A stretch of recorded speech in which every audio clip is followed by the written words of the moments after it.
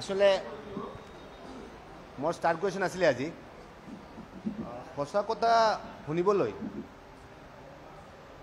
হয়তো সাহসটো নাই।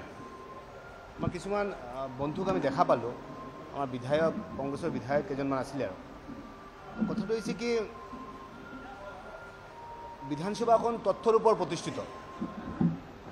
মই কিবা ক'লে নহ'ব আৰু আল্টিমেটলি আমাৰ অসমত অপৰাধ আৰু অপৰাধীৰ সংখ্যাটো কমিছে, ড্ৰাষ্টিকেলি ৰিডিউচ হৈছে। আগতে কিবা হ'লে আমাৰ তাতে কিবা হ'লেই ৰাস্তা বন্ধ হৈ গৈছিল,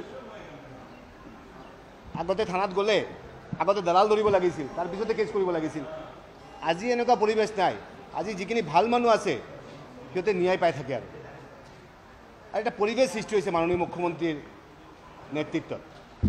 কথাটো হৈছে কি মোৰ এটা হেৰি আছিলে, 9 নম্বৰ কুৱেশ্যনত এটা হেৰি আছিলে যে যোৱা 3 বছৰে বাংলাদেশৰ পৰা কিমান মানুহৰ অনুপ্ৰৱেশ হৈছে নামকেইটা কোৱাৰ কাৰণে, নামকেইটা দিয়াৰ কাৰণে। কাৰণ এনেক্সাৰখিনি 9:30 পিছতে আমি পাই থাকোঁ।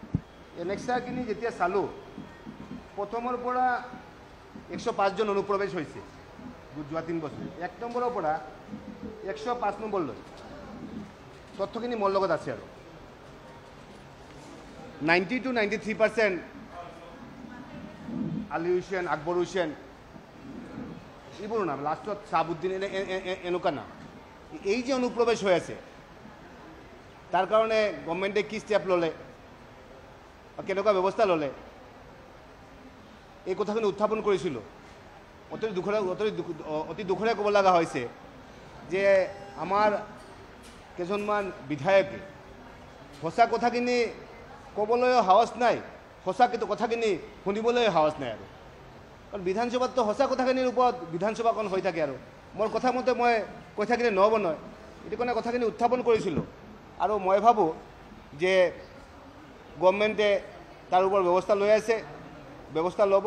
আৰু অসমত যাতে কেছৰ সংখ্যা ডে বাই ডে এনেকুৱা কমি আছে, অপৰাধ আৰু অপৰাধীৰ সংখ্যা যেনেকুৱা কমি আছে, আগন্তুক দিনত যাতে আৰু কেছ নাইকিয়া হয় আৰু মানুহে যিখিনি মানুহে ন্যায় পাব লগা আছে সেইখিনি মানুহে ন্যায় পায়।